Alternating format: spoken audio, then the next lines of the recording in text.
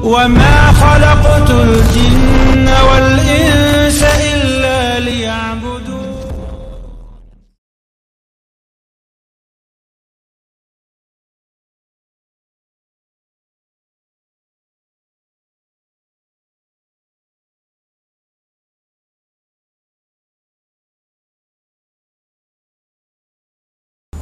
Bismillahirrahmanirrahim. Assalamualaikum warahmatullahi wabarakatuh. Alhamdulillah nahmaduhu wa nasta'inuhu wa nastaghfiruh wa na'udzu billahi min syururi anfusina wa min sayyiati a'malina. May yahdihillahu fala mudhillalah wa may yudlil fala hadiyalah. Asyhadu an la ilaha illallah wahdahu la syarikalah wa asyhadu anna Muhammadan abduhu wa rasuluh la nabiyya wa la rasula ba'dah. Qala Allah ta'ala fi kitabihil karim, a'udzu billahi minasy syaithanir rajim. Ya ayyuhalladzina amanu taqullaha haqqa tuqatih wa la tamutunna illa wa antum muslimun.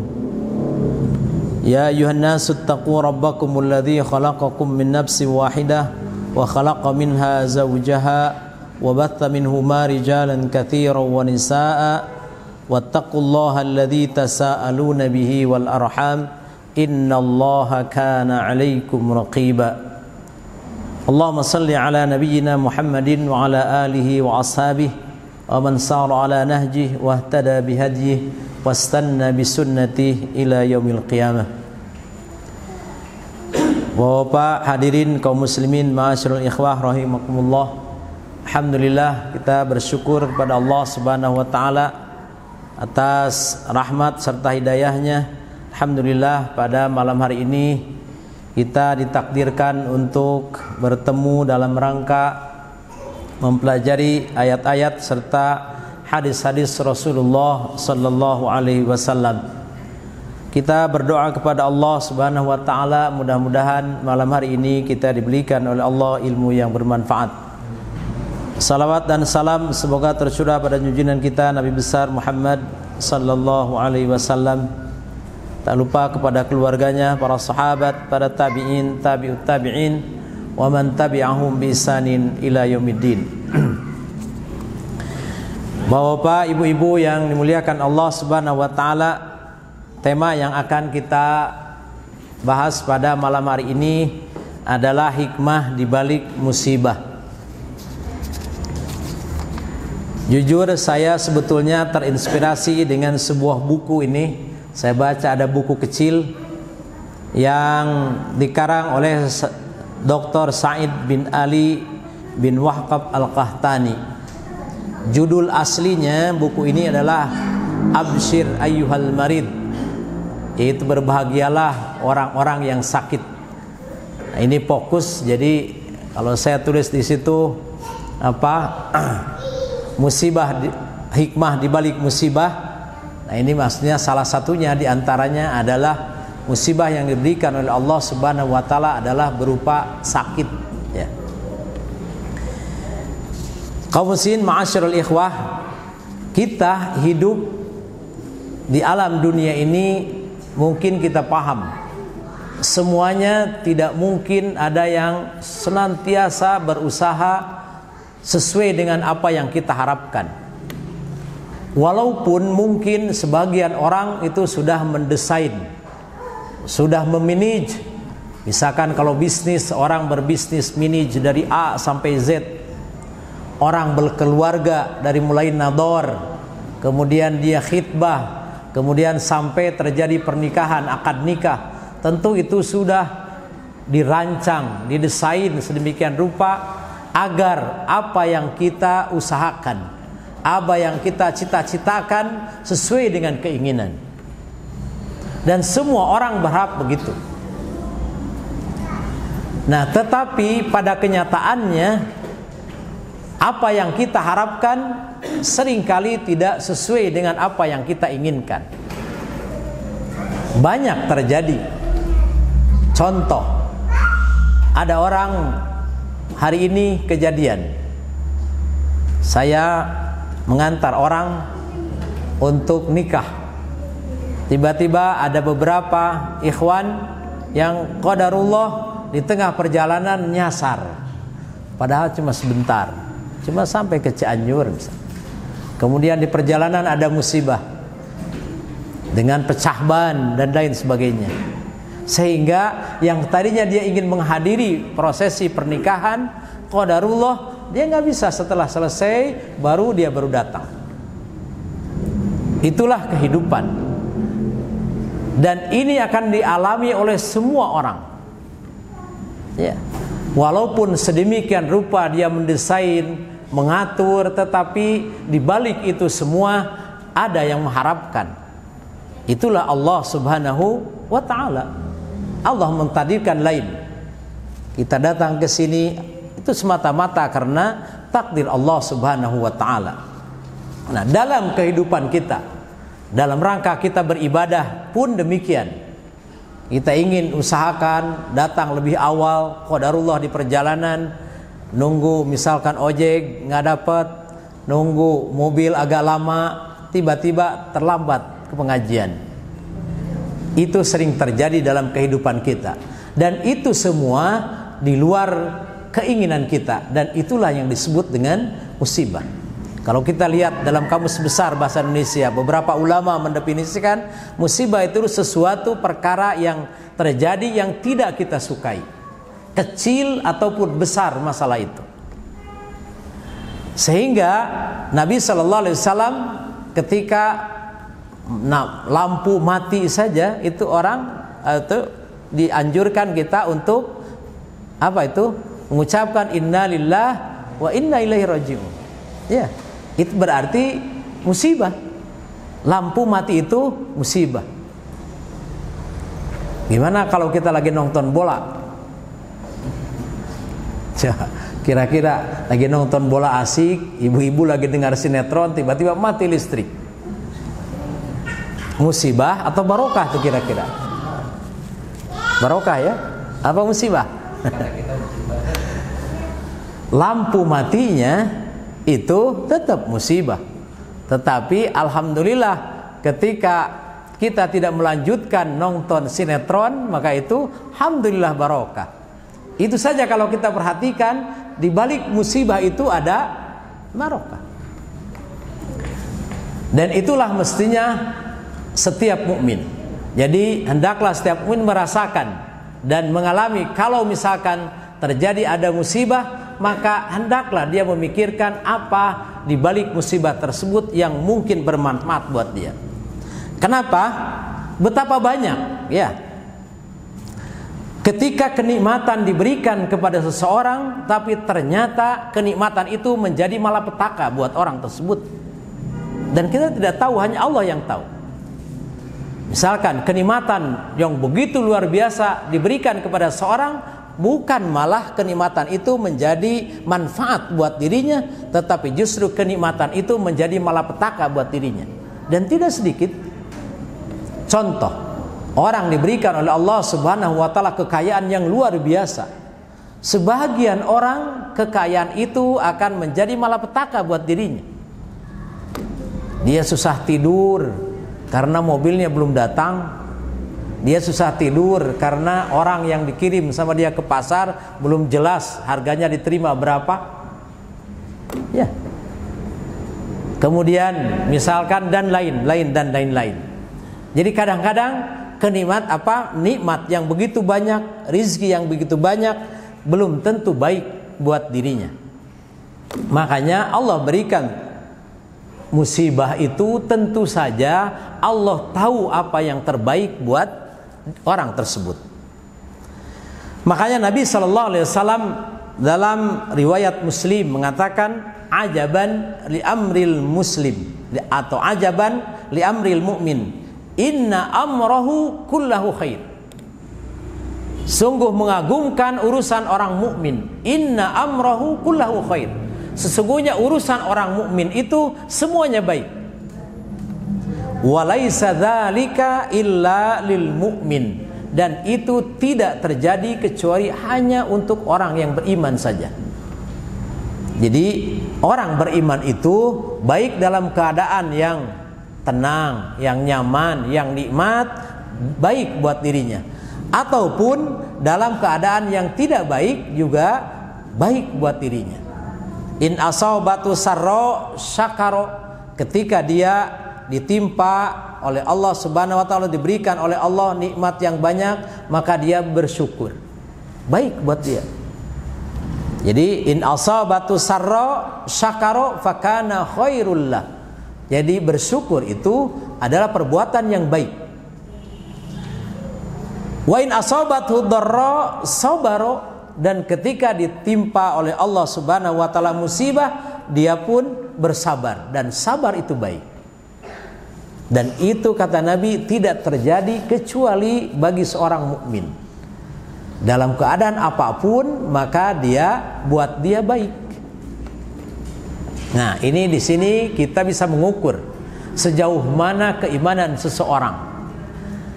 Taib, ketika kita diberikan oleh Allah nikmat yang banyak, mungkin bersyukur. Tetapi ketika Allah berikan rizki yang sempit, apakah kita juga bersabar? Ya, bagus.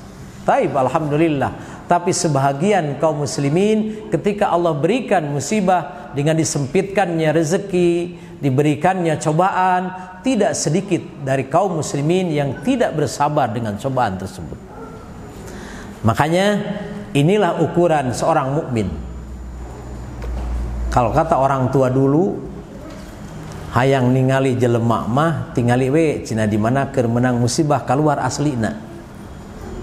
Kolot baheulanya orang tua mun ningali jalmi aslina engke di mana sakit menang musibah atawa di tengah perjalanan sapar. Dan ini juga ulama mengatakan demikian. Jadi ketika seseorang keadaan sakit, dia akan muncul aslinya. Apakah orang itu penyabar atau orang itu tidak bersabar dengan musibah yang dia derita. Nah, makanya ini menjadi pelajaran Bapak sekalian buat kita semua. Tetapi yakinlah bahwa apa yang terjadi pada diri kita sesungguhnya mungkin itu baik buat diri kita. Jadi musibah misalkan menimpa diri kita belum tentu jelek, tetapi mungkin saja itu lebih baik buat kita. Allah Subhanahu wa taala berfirman, lihat dalam surat Al-Baqarah. Wa asa an takrahu syai'an wa huwa khairul lakum. Terkadang kalian membenci sesuatu padahal sesuatu itu lebih baik sesungguhnya buat kalian. Ya. Contoh apa tuh? Minum obat ya. Pahit kan minum obat itu. Jamu, waduh, luar biasa pahitnya. Tetapi tahukah kita kalau jamu itu baik? Ya, semua sepakat. Kalau kita minum jamu, insya Allah dengan izin Allah maka badan akan terasa nyaman, enak, sehat. Ya. Nah, Allah berikan musibah itu mungkin menurut kita itu jelek, tetapi mungkin saja Allah menghendaki lain. Allah ingin menghendaki kebaikan buat kita. Kemudian wa asa an tuhibbu syai'an wa huwa syarrul lakum. Dan terkadang kalian mencintai sesuatu padahal sesuatu itu jelek buat kalian. Ya, tentu misalkan orang semua menginginkan dunia hari ini. Ya, dunia, ada yang tidak mau dunia di sini? Ada ya. Semuanya ingin. Dunia itu bukan berarti harta aja, Pak. Ada orang dunia juga ingin dia dikenal. Ada yang ingin jadi pejabat, itu dunia. Dan itu karakter manusia. Semua orang menginginkan hal itu. Tetapi pernahkah kita tahu bagaimana artinya dunia di hadapan Allah Subhanahu wa taala? Pernahkah kita tahu? Allah Subhanahu wa taala berfirman. Bapak lihat dalam surat Al-Ankabut. Wa mal hayatud dunya illa la'ibun wa lahwun. Tidaklah kehidupan dunia ini hanyalah permainan, hanyalah senda gurau. Dalam ayat yang lain dalam surat Al-Hadid Allah mengatakan wa mal hayatud dunya illa mata'ul ghurur. Tidaklah kehidupan dunia kecuali kesenangan yang menipu. Allah jelaskan ini. Tetapi kita lihat bagaimana orang berlombanya mencari kenikmatan, mencari kesenangan dunia. Pada dunia itu sesuatu kesenangan yang menipu. Luar biasa kan ya?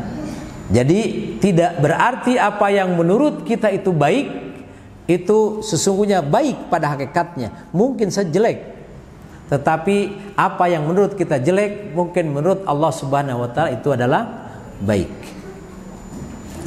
Buktinya itu dunia. Kemudian Nabi sallallahu alaihi wasallam bersabda dalam riwayat At-Tirmidzi, "Lau kanatid dunya ta'dilu 'indallahi janaha ba'udah, ma saqa kafiran minha syarbata ma'in."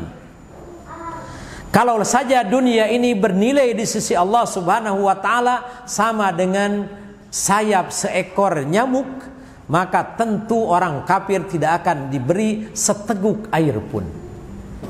Kalau dunia ini sama harganya dengan sebelah sayap seekor nyamuk. Seekor nyamuk sayapnya sebelahnya. Nah, kalau itu sama sebanding dengan dunia, tentu kata Nabi sallallahu alaihi wasallam, "Masaqo kafiron minha syarbatama." Orang kafir tidak akan diberi seteguk air pun. Padahal sungguh kita berlomba ya. Tetapi bukan berarti kita tidak boleh melupakan dunia, tidak. Carilah dunia untuk bekal kehidupan kita di dunia dan di akhirat. Sebab di dunia butuh dunia, di akhirat pun butuh dunia. Ya, kita bersedekah dengan apa itu? Dengan dunia. Dengan apa lagi?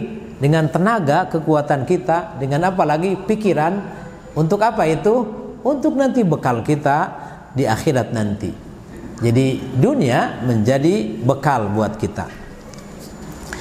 Nah, Bapak-bapak sekalian, kemudian untuk menegur kita semua, maka Allah seringkali memberikan musibah pada kita. Ya, tidak sedikit ya orang pebisnis, orang belajar Al-Quran, misalkan ya orang yang berusaha untuk membina keluarga. Nah, di balik semua itu seringkali Allah berikan musibah. Nah, kemudian dalam riwayat Anas bin Malik radhiyallahu anhu, Nabi SAW bersabda, "Inna 'idhamal jaza ma'a 'idhamil bala." Sesungguhnya besarnya balasan itu tergantung kepada besarnya cobaan. Tergantung kepada besarnya musibah. Jadi balasan nanti di yaumil qiyamah akan tergantung kepada besarnya cobaan yang diberikan Allah waktu di dunia. Kita ingin balasan yang besar atau balasan yang kecil? Ya, balasannya nanti yaumil qiyamah mau yang besar mau yang kecil? Mau yang besar. Berarti siap dengan cobaan yang besar? Insyaallah ya. Itu kata Nabi, "Inna 'idhamal jaza ma'a idhamil bala." Balasan yang besar itu maka berbanding lurus dengan besarnya cobaan. Wa innallaha idza ahabba qauman, dan Allah Subhanahu wa taala ketika mencintai suatu kaum, ibtalahum, Allah mencoba mereka. Jadi ketika Allah ingin mencintai seseorang, maka Allah berikan orang itu cobaan. Faman radiya falahur ridho. Siapa orang yang ridho dengan cobaan Allah tersebut, maka sungguh Allah akan ridho kepadanya. Jadi kalau orang diberikan cobaan, kemudian dia ridho dengan cobaan tersebut, maka Allah akan memberikan keridhoannya kepada orang tersebut. Bapak-bapak sekalian, perlu diketahui, kata para ulama, bahwa keridhaan Allah itu lebih besar daripada kenikmatan surga yang Allah berikan. Ya, Jadi keridhaan Allah itu nanti di akhirat itu lebih besar daripada kenikmatan surga. Nah, makanya siapa orang yang ridho dengan musibah, maka Allah akan ridho kepadanya. Waman sakhito falahus sukhtu. Dan siapa orang ketika Allah berikan dia cobaan, kemudian dia membenci cobaan tersebut, dia menerimanya atau dia tidak menerima dengan cobaan tersebut, maka dia akan mendapatkan kebencian Allah Subhanahu wa ta'ala. Dan ini mesti diyakinkan kita sebagai seorang mukmin, maka hendaklah kita meyakini bahwa apapun cobaan yang diberikan oleh Allah, maka di balik cobaan itu ada pahala yang besar. Maka hendaklah kita menerima cobaan itu dengan lapang dada, dengan penerimaan yang besar. Nah, kalau kita diberikan oleh Allah cobaan, kemudian kita tidak menerimanya, kemudian memarahinya, sebagian orang kalau bahasa Sunda itu ngegurutu ya, ngomel dengan cobaan itu, maka dia akan mendapatkan kebencian Allah Subhanahu wa ta'ala. Nah, bapak-bapak sekalian, sering kali ya ketika kita mendapatkan musibah, maka kita pun ya seakan-akan musibah ini ketika menimpa kita pun terkadang pada awalnya musibah itu tidak menerimanya. Ya terkadang kita, walaupun misalkan terutama ketika kita dalam keadaan yang tidak stabil, contoh bisnis ya. Ketika kita bisnis tiba-tiba ada yang nipu, maka di awal itu kan luar biasa marah tuh. Padahal sesungguhnya Allah Subhanahu wa ta'ala sedang mencoba kita semua. Dan ketahuilah, idza aradallahu bi'abdin al-khaira atau bi'abdihil khaira ajjala lahul uquba fid dunya. Dan ketika Allah menghendaki pada seorang hamba untuk kebaikan, maka Allah akan percepat siksaannya, atau Allah akan percepat uqubahnya. Uqubah itu siksaannya di dunia. Jadi bagi orang-orang yang ingin Allah hendaki kebaikan bagi dirinya, maka Allah akan percepat. Dia berikan terus siksaan, berikan terus cobaan oleh Allah Subhanahu wa ta'ala.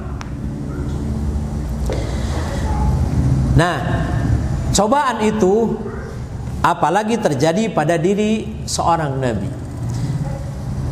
Ibnu Mas'ud meriwayatkan ketika Nabi sallallahu alaihi wasallam dalam keadaan demam.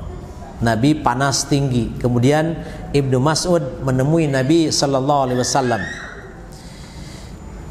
Kemudian dia bertanya, "Wahai Rasulullah, apakah engkau mengalami demam seberat ini?" Jadi mungkin ketika Ibnu Mas'ud menengok Nabi sallallahu alaihi wasallam, Nabi lagi sedang panas, lagi demam. Kemudian Ibnu Mas'ud bertanya kepada dia, "Ya Rasul, engkau juga demam seberat ini? Kau merasakan panas seberat ini?" Apa kata Nabi? "Ya, betul, bahwa saya merasakan demam seperti ini, bahkan saya 2 kali dilipat lebih berat daripada kalian." Jadi demam yang diberikan kepada Nabi 2 kali lipat demam yang diberikan oleh Allah kepada manusia biasa. Itulah cobaan kepada Nabi.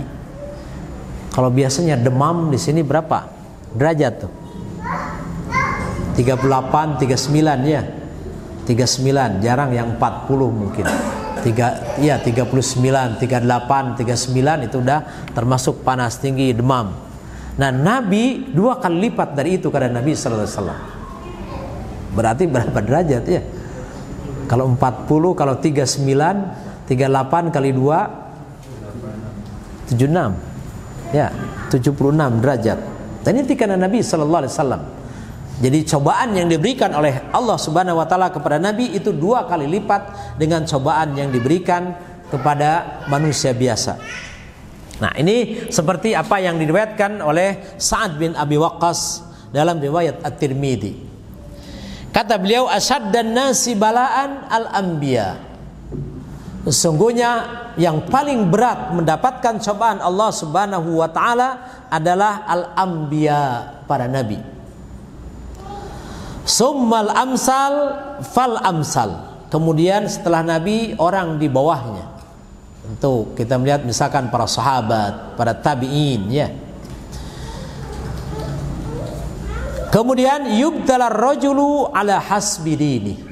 Kemudian orang akan dicoba, akan diberikan musibah sesuai dengan kadar agamanya.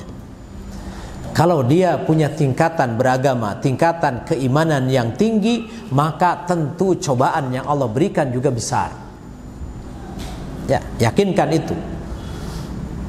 Kalau Allah memberikan kita cobaan yang besar, berarti kita insya Allah, ya, insya Allah kita punya ukuran agama yang tinggi, yang besar.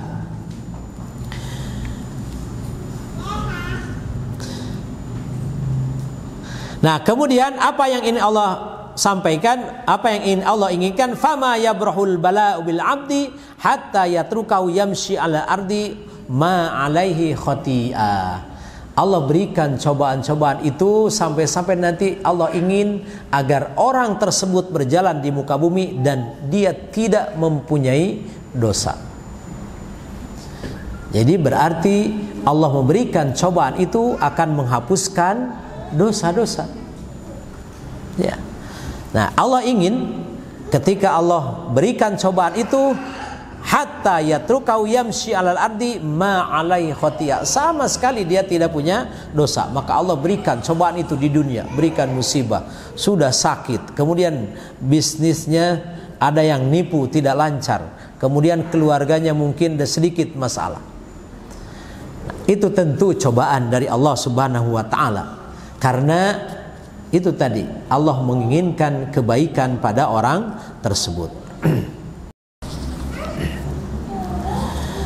Nah, kemudian segitu besarnya cobaan itu, maka hendaklah seseorang menyadari, ya, bahwa cobaan itu yakin pada dirinya bahwa cobaan itu Allah berikan semata-mata untuk pertama menghilangkan dosa dari orang tersebut. Bahkan Bapak sekalian lihat dalam riwayat At-Tirmidzi, masih riwayat Imam At-Tirmidzi, yawaddu ahlul afiyah yaumal qiyamah hina yu'ta ahlul bala as-sawab.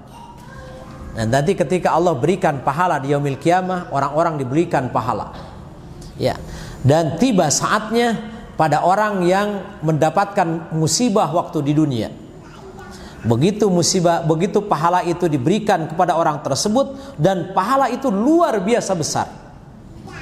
Sehingga ya waddu ahlul afiyah yaumal qiyamah ayyu'ta ahlul bala as-sawab law anna juludahum kanat quridat fid dunya bil maqarid. Sampai-sampai orang yang tidak mendapatkan musibah waktu di dunia, dia menginginkan saat itu kalau dulu waktu di dunia apa yang namanya kulit dia diiris-iris dengan gergaji. Jadi begitu seseorang, misalkan ini Allah berikan pahala sholatnya, Allah berikan pahala puasanya, Allah berikan pahala musibahnya, Allah berikan, dan ternyata pahala yang Allah berikan kepada orang yang mendapatkan musibah dan dia sabar dengan musibah tersebut begitu besar, sehingga orang-orang yang dulu waktu di dunia dia tidak pernah diberikan cobaan oleh Allah, dia mengharapkan, ya Allah, kenapa saya dulu waktu di dunia kulit saya itu nggak ada yang ngiris-ngiris gitu. Artinya dia ingin waktu di dunia, berharap waktu di dunia dulu mendapatkan cobaan yang luar biasa besar, karena iri dengan pahala yang Allah berikan. Nah, hadirin ma'asyiral ikhwah, kalau kita menyadari hal ini, maka tentu kita akan menjadi penawar lah, ya, menjadi obat.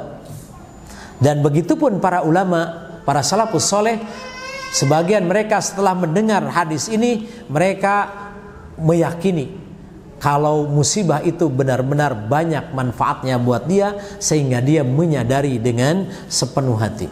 Itulah para salafus soleh.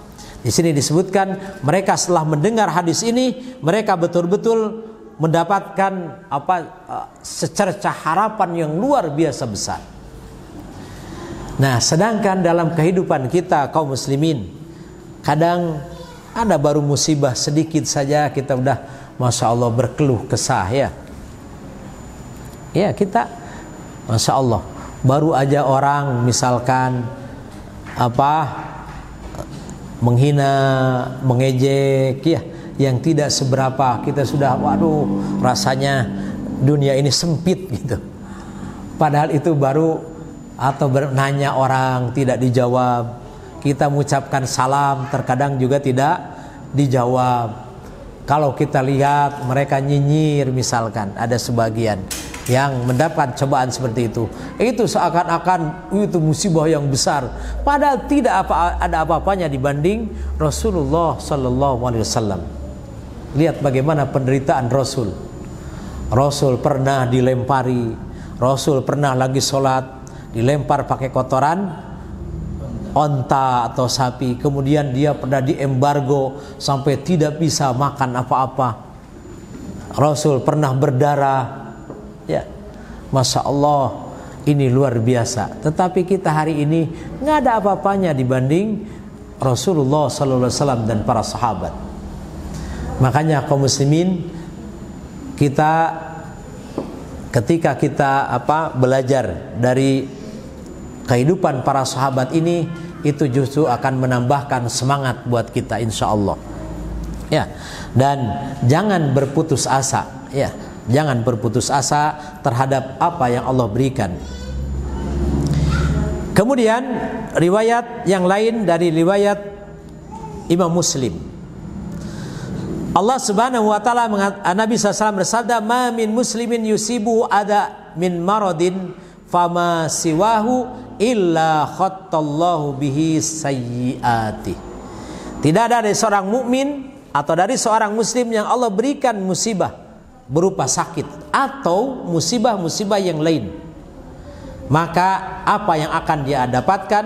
Illa khattallahu bihi sayyiatihi kama tahuttu syajaratu waraqaha. Maka dia akan mendapatkan apa? Mendapatkan khattallah, yaitu Allah hapuskan dari apa? Dari kesalahan-kesalahan dia. Seperti sebuah pohon yang daunnya berguguran jatuh. Jadi kalau pohon yang sudah kering kemudian daun-daunnya jatuh, seperti itulah orang mukmin ketika mendapatkan musibah, maka dosanya juga insya Allah berjatuhan. Tapi dengan satu syarat, apa itu? Hendaklah seseorang ridho, sabar dengan apa yang Allah berikan. Nah, ini hadis yang diriwayatkan oleh Imam Muslim. Kemudian dalam riwayat Abu Hurairah dari Abu Hurairah diterimanya dari Imam At-Tirmidzi. Nabi SAW bersabda, "Ma yazalul bala bil mu'min wal mu'minati fi nafsi wa waladihi wa malihi hatta yalqallah wa ma alaihi khati'ah." Dan tidak henti-hentinya sebuah cobaan menimpa seorang mukmin, mungkin menimpa diri kita atau menimpa istri kita, fi nafsihi wa waladihi, atau menimpa anak kita. Musibah misalkan sakit atau musibah apa sajalah yang berupa musibah itu. Kemudian wa malihi, hartanya, tiba-tiba motornya hilang, bisnisnya rugi, kemudian ada yang nipu, barang yang dikirimnya tidak datang-datang misalkan ya. Wa malihi hatta yalqallah wa ma alaihi khati'ah. Maka nanti dia akan bertemu dengan Allah Subhanahu wa taala dan tidak ada sedikit pun darinya dosa. Nah, ini luar biasa. Keuntungan yang luar biasa Bapak-bapak sekalian, ketika kita bertemu dengan Allah Subhanahu wa taala dan kita tidak ada dosa. Ya, makanya insya Allah ya, mudah-mudahan kalau misalkan kita sudah pernah mendapatkan cobaan, maka sabarlah dengan cobaan tersebut. Atau mungkin kita belum mendapat cobaan, pasti satu saat cobaan itu akan menerpa kita, akan datang pada kita, dan hendaklah kita persiapkan agar kita sabar dan ridho menerima cobaan tersebut. Ada sebuah kisah menarik, yaitu kisah seorang perempuan. Ya,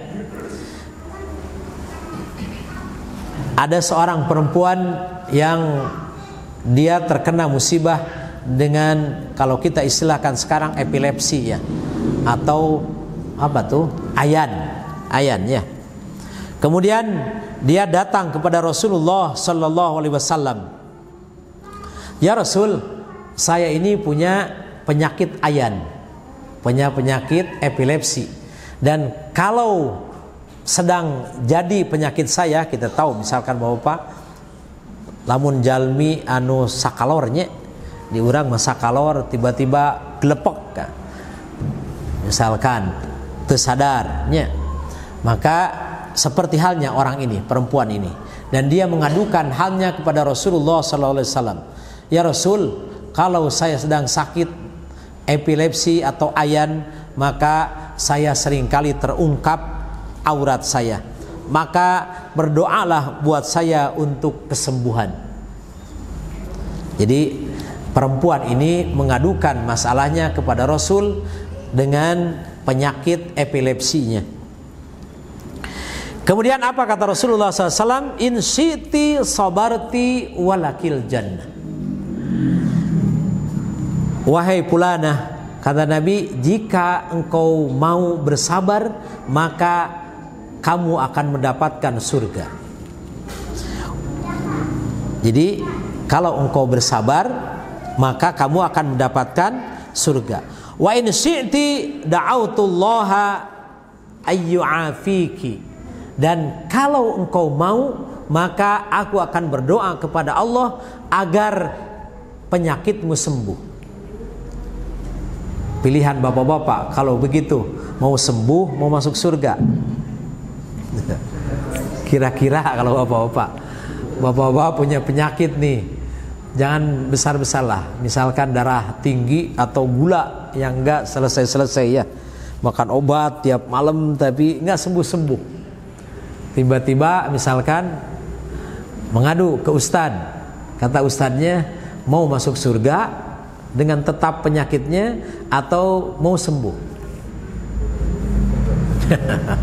Coba tuh, Masya Allah ya.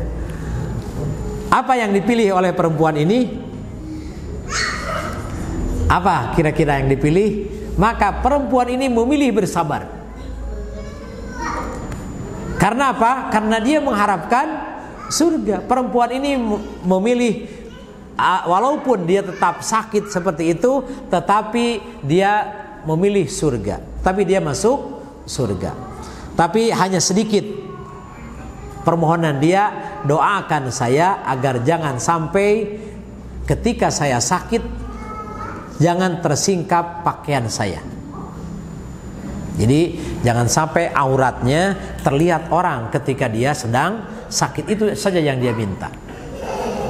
Jadi ternyata bapak-bapak sekalian, wanita dulu itu lagi tidak sadar pun tidak ingin auratnya terlihat. Ya, itu artinya berarti dia tidak sadar pun, lagi sakit pun tidak ingin auratnya dilihat oleh orang lain.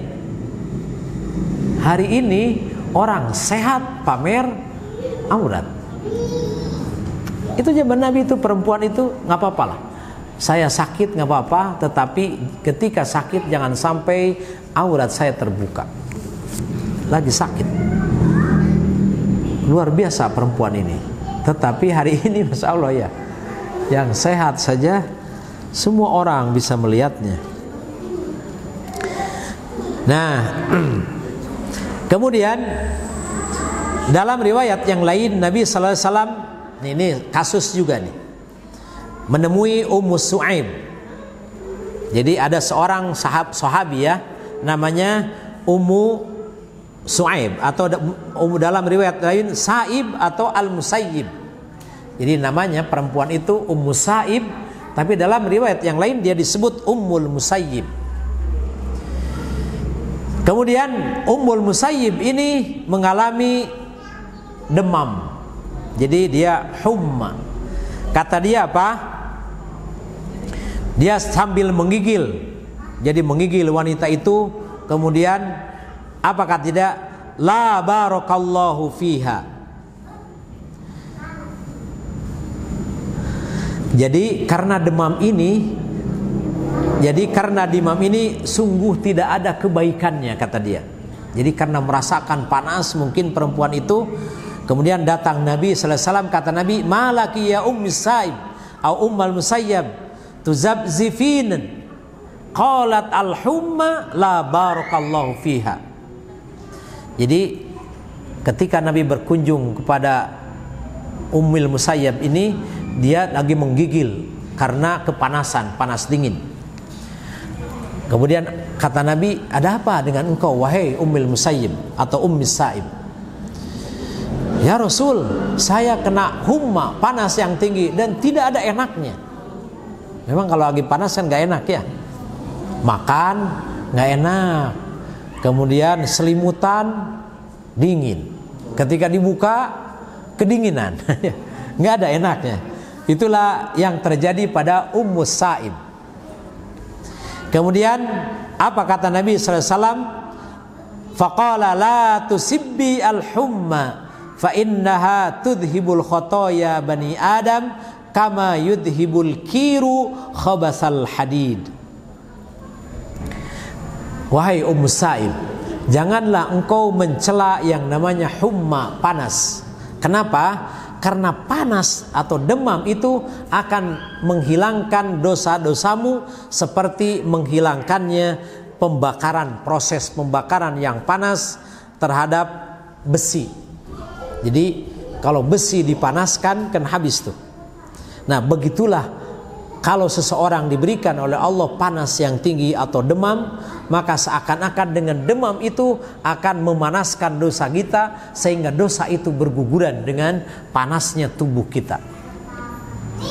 Ini yang disampaikan oleh Nabi kepada Ummu Sa'ib atau Ummul Musayyab. Nah ini demam ya. Bahkan ya, Nabi dalam sebuah hadis mengatakan tidak boleh ketika kita demam kemudian kita apa itu ngahuhuh, bahasa Sunda itu ya, apa tuh, merintih ya, merintih. Kemudian malah kalau orang tua tuh kalau udah agak tua itu ada lagunya kadang-kadang tuh ya, ngahuhuh naga punya lagu tuh, nikmat, masya Allah. Padahal Nabi SAW melarangnya. Jadi ketika kita misalkan panas, kecuali kalau kita dengan tidak sadar. Kalau sadar kemudian merintih seperti itu, Nabi SAW melarangnya. Nah makanya Bapak dan kaum muslimin, ma'asyiral ikhwah, ketika kita diberikan oleh Allah Subhanahu wa taala musibah, maka persiapkanlah diri kita agar ketika musibah itu datang kita tidak merintih, apalagi kita tidak sabar kemudian membenci musibah tersebut. Nah ini luar biasa. Jadi apa? Allah menghendaki dari musibah itu berbagai macam kebaikan. Ya, satu di antaranya yang paling utama tadi, yang pertama apa? Mendapatkan keridhaan Allah Subhanahu wa taala. Yang kedua, terhapusnya dosa-dosa kita. Tetapi dengan catatan tentu saja kita hendaklah ridho dan bersabar terhadap musibah tersebut. Sampai jam berapa? Oh materinya sampaikan dulu. Oh materi lagi. Oh Bada Isa. Taib. Nah kemudian sedikit lagi ya. Bapak sekalian, ketika kita mendapatkan musibah, maka di saat itu kadang-kadang dimanfaatkan musibah itu oleh siapa? Oleh musuh kita, setan. Jadi ketika seorang mendapatkan musibah, maka di situ setan ngintip. Apa yang dia inginkan? Dia ingin agar orang tersebut ketika diberikan musibah, dia suudzon kepada Allah Subhanahu wa taala. Ya, banyak orang Yang ketika diberikan oleh Allah musibah, dia bukan husnudon, tapi yang ada suudon. Musibah itu datang, saya lagi.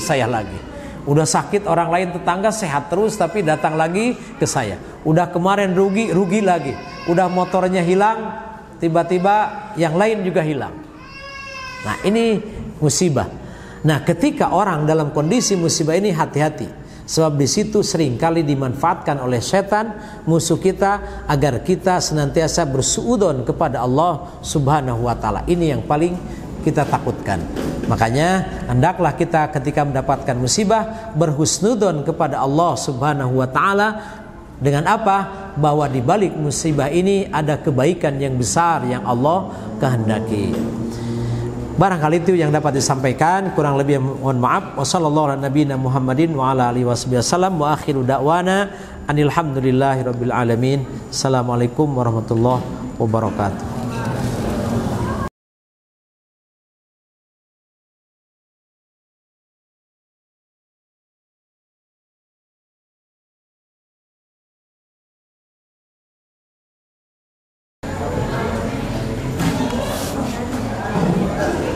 Bismillahirrahmanirrahim. Wassalatu wassalamu ala Rasulillah wa ala alihi washabihi wa ala. Kita insyaallah akan kembali kajian kita, dan sesuai dengan apa yang disampaikan oleh panitia, setelah Isya kita lanjutkan dengan tanya jawab. Silakan Bapak, kalau mungkin ada yang mau bertanya silakan.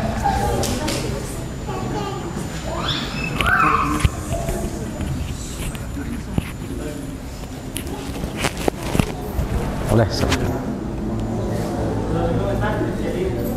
saya mau nanya, ada dua pertanyaan. Yang pertama, bolehkah kita mengimani musibah yang kita nikmati musibah, tapi ilmu yang boleh kita masih tidak berapa? Ulangi kurang ini. Bolehkah kita mengimani musibah yang terjadi, tapi kita belum seberapa menikmati dengan diri sendiri. Yang kedua, seringkali ketika musibah terjadi kan kita itu lupa menikmati lah. Jadi bagaimana cara memunculkan kepekaan kita untuk mencari hikmah yang dari musibah itu? Ya. Ada dua pertanyaan. Yang pertama, ketika datang musibah, gitu ya, bagaimana kita memahaminya sesuai dengan keilmuan kita, gitu ya. Ya, mengambil hikmah sesuai dengan keimanan kita. Ya. Pertama, yakinkan ketika ada musibah pasti ada hikmah. Adapun hikmahnya, mungkin ada hikmah yang saat itu kita langsung bisa tahu hikmahnya. Tetapi ada juga musibah yang saat itu kita tidak tahu ada hikmahnya. Dan banyak dari musibah kita yang mungkin sampai hari ini kita belum paham apa musibah dibalik dari musibah itu. Dan kita jangan terus berusaha apa ya dibalik musibah itu ada apa sih sebenarnya. Tapi yang pasti yakinkan bahwa ketika musibah itu ada, mesti ada hikmah. Mungkin kita tahu hikmahnya dan mungkin juga kita tidak tahu. Ya, tetapi tugas kita hendaklah ketika kita mendapatkan musibah, kita bersabar saja. Kita bersabar, kemudian kita ridho dengan musibah tersebut. Ada Wahab bin Munabbih pernah bercerita. Jadi ketika dia berjalan-jalan, tiba-tiba dia mendengar seseorang yang senantiasa memuji Allah, terus dia memuji Allah. Dia berada di sebuah tenda dan terus ketika dia Wahab bin Munabbih jalan, orang itu alhamdulillah memuji Allah terus. Dengan penasaran Wahab melihat orang tersebut. Bagaimana keadaan orang tersebut itu? Dia sudah tidak melihat, matanya buta. Tangannya hilang, kakinya hilang. Jadi dilihat sama dia, sama Wahab bin Munabbi, ternyata Masya Allah orang itu tidak punya mata, jadi udah buta. Kemudian tidak punya tangan, tidak punya kaki. Tetapi apa yang terdengar dari mulutnya senantiasa memuji Allah terus, Masya Allah. Ini luar biasa ya. Jadi kalau kita perhatikan, luar biasa nikmat kita itu, kita masih sempurna. Tetapi orang tersebut tidak punya, matanya sudah hilang, tidak melihat, buta, kemudian kakinya tidak punya kaki, tangannya, tetapi tetap dia memuji Allah terus. Nah, itu yang bercerita adalah Wahab bin Munabbi.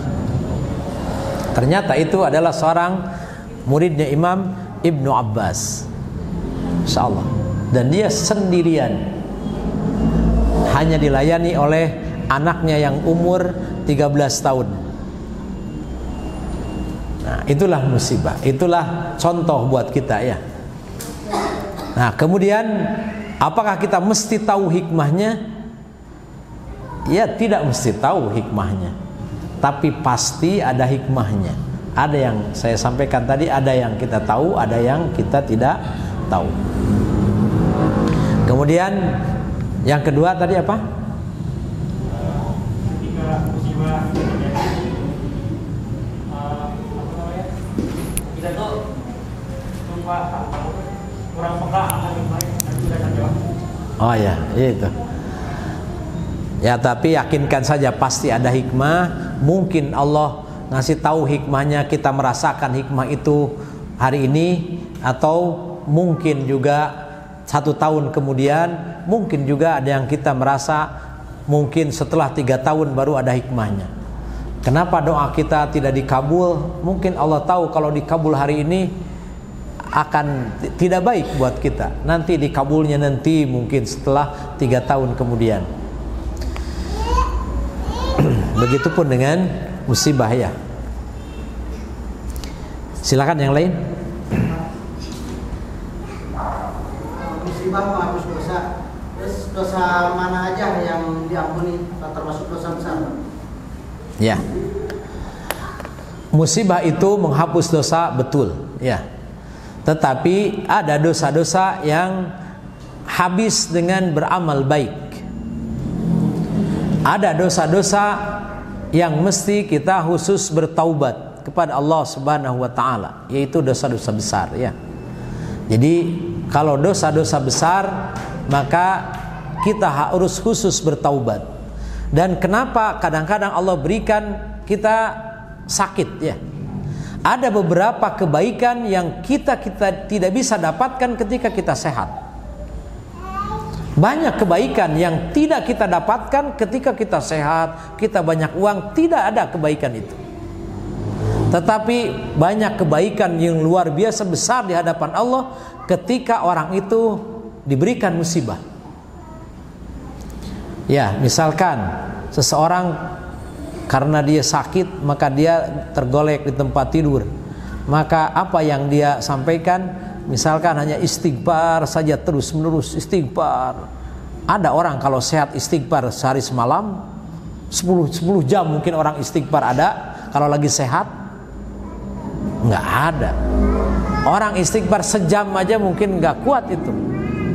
Tetapi kalau dia lagi tergeletak ini sakit, mungkin dia bisa berjam-jam bisa istighfar. Ya ada. Tetapi kalau lagi sehat, mana ada orang istighfar sejam? Enggak lah. Paling pagi sore 100 nih. 100 juga kadang-kadang lakukan, kadang-kadang enggak. Coba kalau Allah berikan sakit. Jadi banyak amalan keutamaan yang tidak Allah berikan ketika dia sehat, ketika dia mulus dalam urusannya. Kemudian pahala sabar kapan didapat? Innama yuwaffas sabiruna ajrahum bighairi hisab. Sungguh Allah akan memberikan pahala yang sempurna, pahala kesabaran itu. Allah cukupkan pahalanya. Kapan itu bersabar? Di antaranya ketika dapat musibah. Dan sabar itu inda sadmatil ula, ketika pertama kali mendapatkan musibah. Dan kesabaran itu tidak didapat kalau kita sehat. Coba sabar paling apa? Sabar we, itu mah ucapan kan ya. Sabar we lah. Nah itu. Tapi ketika datang sakit bersabar betul, masya Allah. Dan insya Allah ya, ketika orang sakit itu kemudian dia beristighfar terus, mungkin Allah menghendaki itu kebaikannya. Ketika diberikan ini, maka dia beristighfar. Misalkan dosa besar yang dia lakukan, terus beristighfar, insya Allah terhapuskan. Ada juga yang tidak bisa terhapuskan sehingga nanti mesti masuk neraka. Masuk dulu neraka. Ada dosa yang hilang dengan amal baik. Ada yang mesti istighfar terus. Ada juga dosa yang sama sekali tidak hilang kecuali masuk neraka dulu. Masuk neraka dulu, setelah dosanya habis masuk surga. Ada dosa yang sama sekali neraka aja nggak mampu. Apa itu? Dosa syirik. Neraka saja udah dicelupkan ke neraka, nggak bisa diangkat itu. Dosa syirik. Ya, luar biasa. Jadi ada dosa-dosa yang hilang dengan wudu hilang, dengan kebaikan dikit hilang. Kemudian ada yang mesti istighfar. Ya, di antaranya diberikan musibah, orang alhamdulillah terus istighfar dengan dosa yang dilakukan. Ada juga yang tidak hilang dengan istighfarnya, yaitu mesti mampir dulu di neraka. Baru nanti setelah dosanya habis, celupkan sama Allah, diangkat, masukkan ke surga. Ada yang sampai tidak hilang-hilang dosanya, walaupun di neraka beribu-ribu tahun tidak hilang, tetap aja di neraka abadan. Itulah dosa syirik. Ya, insya Allah gitu ya. Mudah-mudahan ya ketika dia dapat musibah, misalkan sakit, dan dia istighfar, ingat dosa besar yang dia lakukan, istighfar, insya Allah.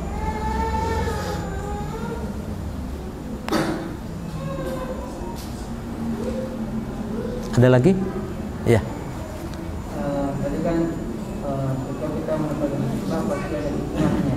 Sementara orangnya ini apakah diutuskan orang Islam saja? Apakah semua orang, baik orang Kristen dan sebagainya, yang musibah pasti ada hikmahnya? Atau hanya Islam saja? Kalau melihat hadis-hadis terus itu ada kata-kata mukminnya semuanya. Ya, saya bacakan hadisnya.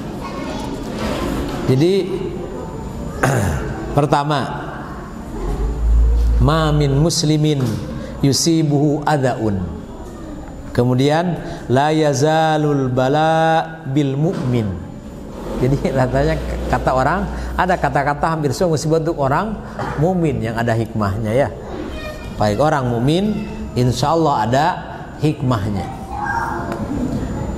Jadi kalau saya baca hadisnya secara tekstual itu hampir yang Allah berikan cobaan itu kepada orang-orang mukmin. Kalau orang kafir, ya mesti dipahami cobaan yang di dunia yang sekiranya menurut kita besar itu sebetulnya kecil cobaan itu. Cobaan yang besar adalah cobaan ketika dalam masalah din. Makanya dalam doa Nabi, Allahumma qsim lana min khasyatika ma tahulu bihi bainana wa baina ma'siyatik, wa min ta'atika ma tuballighuna bihi jannatak, wa minal yaqin ma tuhawinu alaina masaibad dunya, wa matina bi asmaina wa absarina wa quwwatina wa ahyaitana waj'alhu waritha minna waj'al tharana ala man dhalamana wansurna ala man adana wa la taj'al musibatana fi dinina. Nabi khusus berdoa untuk jangan sampai musibah dalam masalah agama. Kalau orang kafir ya udah musibah besar itu.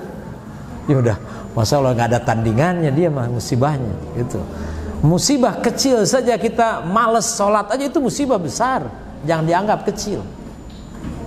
Karena doa Nabi wala taj'al musibana, jangan engkau jadikan ya Allah musibah kami dalam apa? Pidinina, dalam urusan din kami. Karena musibah dalam urusan din itu luar biasa besar. Apalagi orang kafir. Doa itu sering dibaca oleh Imam Haram ya, ketika kunut Ramadan. Allahumma qsim lana min khasyatika ma tahulu bihi bainana wa baina ma'siyatik. Ya Allah, berikan kepada kami min khasyatika, dari rasa takut kepadamu, ma tahulu bihi bainana wa baina ma'siyatik, yang dengan rasa takut bisa menghalangiku dari maksiat. Jadi kalau orang punya rasa takut kepada Allah, akan terhalang dari maksiat. Wa min ta'atika ma tuballighuna bihi jannatak, dan ketaatan yang dengan sebab ketaatan itu akan bisa menyampaikan ke surga. Wa minal yaqin ma tuhawwinu alaina masaibad dunya. Nah ini.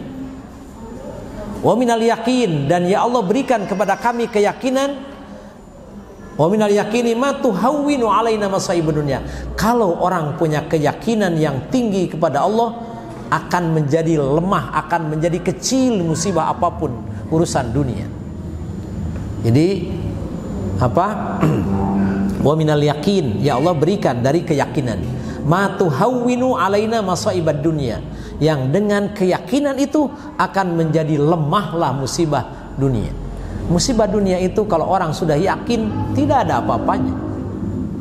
Suatu saat Abu Bakar mengadu kepada Nabi, ada seorang sahabat, lupa saya, seorang sahabat mengadu kepada Nabi, aduh mengapa begini terus ya Allah, ya Nabi, apakah kamu termasuk orang-orang yang tidak bersabar, katanya.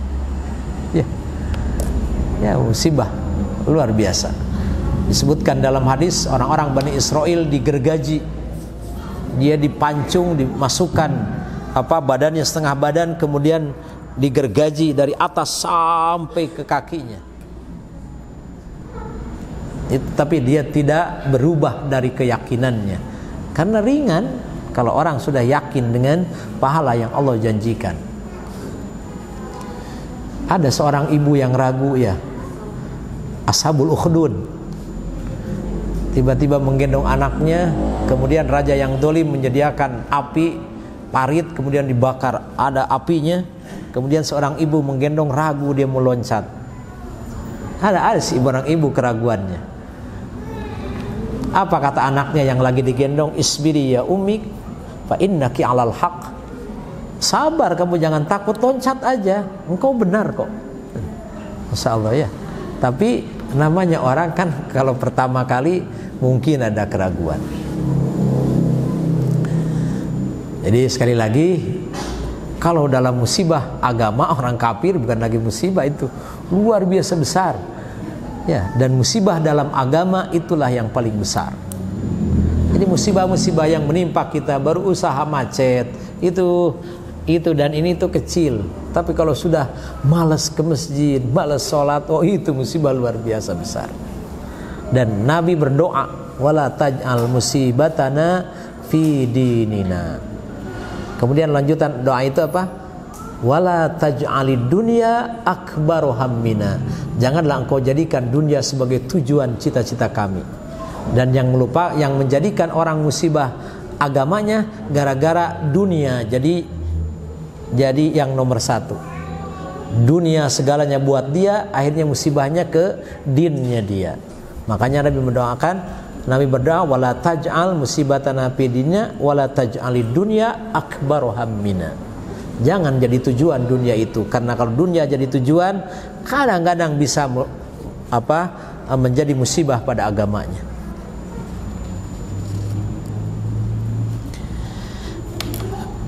Ada lagi? Cukup ya? Ada pertanyaan lagi? Bismillah, bagaimana hukumnya orang yang marah-marah apabila mendapatkan musibah? Ya, tadi sudah disebutkan hadisnya. Saya bacakan kembali ya.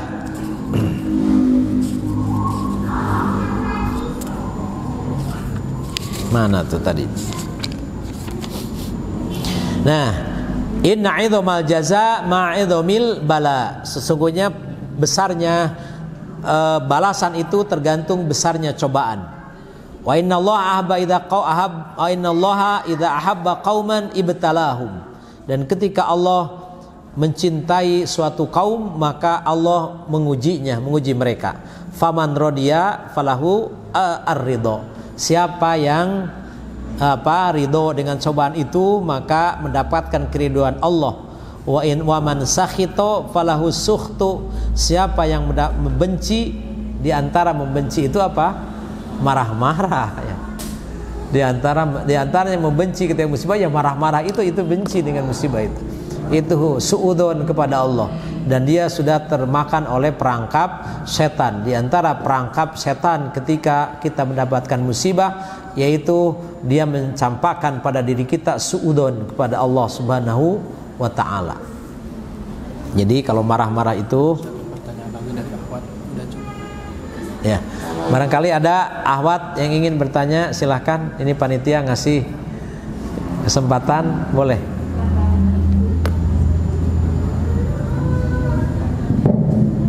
Assalamualaikum warahmatullahi wabarakatuh. Waalaikumsalam.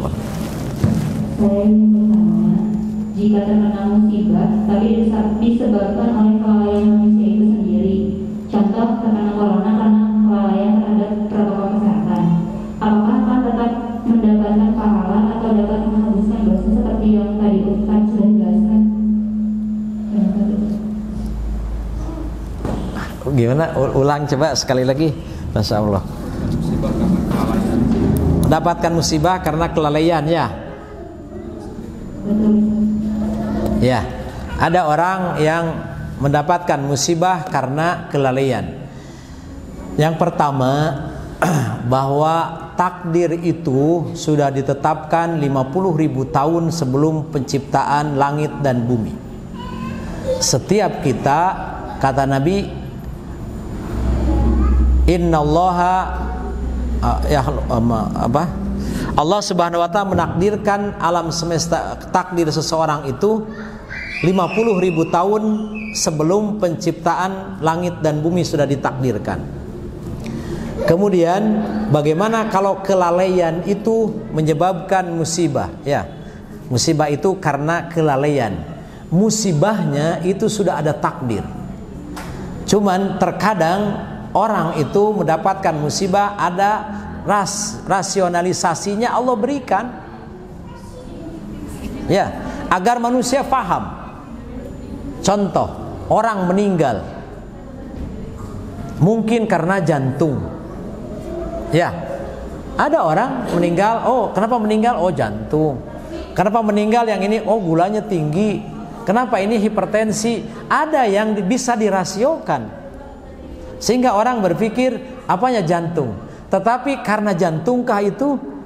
Tidak juga, itu sudah karena takdir Allah Subhanahu wa ta'ala yang Allah tetapkan 50.000 tahun yang lalu sebelum penciptaan langit dan bumi. Tetapi agar manusia bisa paham, karena sebab kelalaian dia itu bisa dirasiokan. Kenapa dia terkena COVID? Dia kan lalai, nggak kemana-mana, nggak pakai masker. Tapi sesungguhnya itu adalah takdir. Kemudian dalam hadis Nabi Sallallahu Alaihi Wasallam, Nabi mengatakan apa tuh? Ya Rob, lupa terus, yang udah tua nih. Seorang sahabat bertanya kepada Nabi, ya, gimana kalau amal kita itu? Bagaimana dengan beramal? Kata Nabi, kullun muyassarun lima khuliqalah. Semua itu ditentukan akan dimudahkan terhadap takdirnya. Jadi bisa dirasionalisasikan. Allah ketika mentakdirkan orang itu kaya, maka orang itu semangat berusaha. Oh pantes we beunghar da eta mah si eta mah getol. Pantes we katalar da si eta mah rajin. Tapi ada yang malas tapi kaya. Jadi ada bisa dirasionalisasi, bisa ada kadang-kadang dirasionalisasi bisa. Jadi ada orang kaya, oh pantas dia berangkatnya pagi, pulangnya malam, kerjanya hebat. Tapi ada orang kaya tapi malas, tapi kaya. Di antaranya siapa tuh? Bangun siang. Itu orang-orang Arab, masa Allah bangunnya siang itu. Tapi kaya mereka luar biasa. Ya, bank buka jam berapa? Jam 9. Kalau maghrib, kalau bulan Ramadan jam 5 baru buka. Sekolah, tapi luar biasa ya, kaya-kaya mereka. Jadi ada yang kita bisa rasionalisasi, tetapi sesungguhnya yakinkan bahwa takdir itu sudah Allah catat 50.000 tahun sebelum penciptaan langit dan bumi. Tetapi ada yang mesti diusahakan, ada yang rasionya. Orang sakit, oh pantas saja minum obat ini jadi sembuh. Ya, itu rasionya. Jadi betul musibah itu ya berdasar ada karena kelalaian, karena kesalahan tangan-tangan manusia. Zaharul fasadu fil barri wal bahri bima kasabat aydin nas. Ya, betul. Tetapi itu sudah ada takdirnya, sudah ada Allah takdirkan kita sehat, kita sakit. Tetapi usaha itu kita lakukan, ya. Dan usaha itu adalah ibadah. Wa allaisa lil insani illa ma sa'a. Tidaklah buat seseorang manusia kecuali apa yang dia usahakan. Jadi usaha-usaha itu itulah pahalanya itu. Jangan pernah melalaikan usaha, karena usaha itu juga pahala. Wa allaisa lil insan. Tidaklah buat manusia illa ma sa'a, kecuali apa yang dia usahakan. Jadi Allah tidak hanya melihat hasil. Makanya ketika kita ingin menghafal Al-Quran, hafal saja. Jangan pernah melihat kita mau 30 juz, 10 juz. Hafal saja. Allah melihat usaha kita. Kita qadarullah menghafal terus cuma juz 30 aja masih enggak. Insya Allah mati dalam keadaan menghafal kok. Kalau kita bisa sesempurna itu enggak bisa, tapi kita berusaha untuk menjalani kesempurnaan itu. Kita berjalan di jalan yang benar, itu aja. Tuh, jalan yang benar. Dan kita mati belum sampai finish, nggak apa-apa, karena kita dalam perjalanan yang baik. Karena usahanya Allah hargai. Wa allaisa lil insani illa ma sa'a. Tidak ada buat manusia kecuali apa yang dia usahakan. Usahakan terus, usaha. Adapun finishingnya, endingnya, mungkin kita tidak mencapai ending yang baik, tapi di jalan sudah putus duluan. Kita ingin beramal terus, hafal Quran, tetapi baru 13 surat, misalkan baru 13 surat mati duluan. Insya Allah kita dicatat sebagai penghafal Quran, karena kita tidak berhenti tiap hari menghafal. Walaupun satu ayat misalkan, terus usaha. Walaupun lupa terus, nggak apa-apa. Allah akan catat kita menjadi penghafal Al-Quran, insya Allah.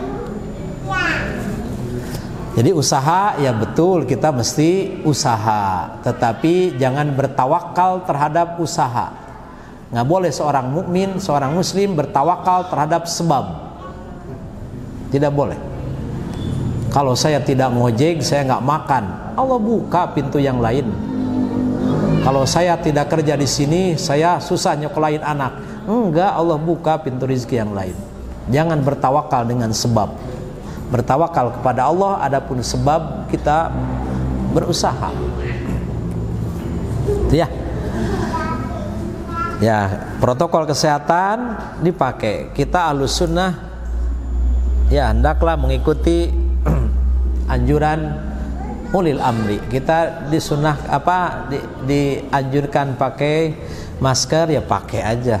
Kemudian cuci tangan, ya nanti habis makan cuci tangan. Sebelum makan ya pakai aja lah. Karena ini bagian dari ibadah.